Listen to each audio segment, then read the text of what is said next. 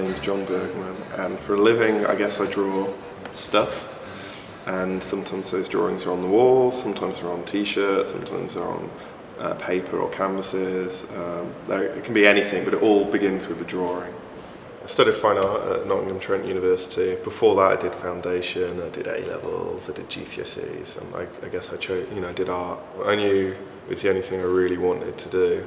I just slowly picked up like the odd job and the odd exhibition. I was in a lot of group shows. Friends of mine, people that I graduated with, put on exhibitions, so I'd like contribute a few pieces, and it was a really slow build. I did a few, drawings for like zines and short-run publications, a lot of blogs, websites, just doing whatever came around that I could lend a drawing to, really. And just over the years it slowly kind of snowballed. Started to do a few commercial things, and that were a bit more in the public eye, album covers, working for some household name brands and stuff. Not massive things, but enough that when I next introduced myself to someone, or the next time someone went on my website, they could see, oh, he's worked for this thing and we've heard of them. Each time I got a big job with a company, I thought, this is it.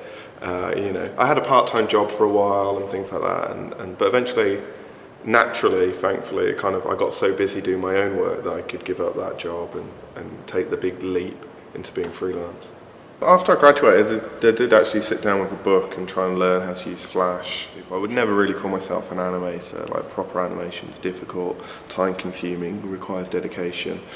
I don't have any of those things. But stuff like this is more like sort of recording a drawing as you're doing it. So I've got this Wacom tablet, which is brilliant, and you can kind of draw and just video what's happening in Photoshop, which is these kind of things. So I think there's lots of little tricks you can do with animation without having to be an animator, that you can just get a sense of movement or energy or something about your work. With the iPhone app that I've made with a company called Us2 in London, the app's called Instrumental.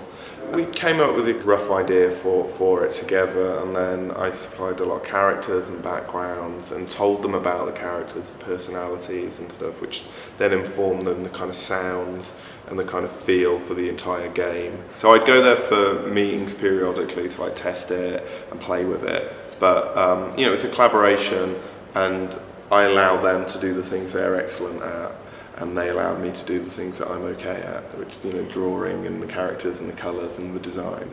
It's a little window into the crazy little world in which my characters, and to a lesser extent myself, exist within.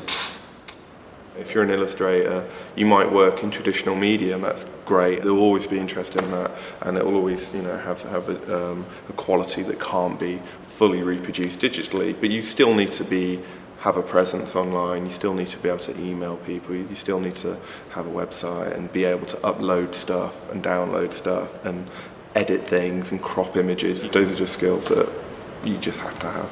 It's a bit like someone going to an office saying, I'm just going to work on this typewriter, and I'm not going to get involved in emails. It's ridiculous. Unfortunately or fortunately, that's just the way things are.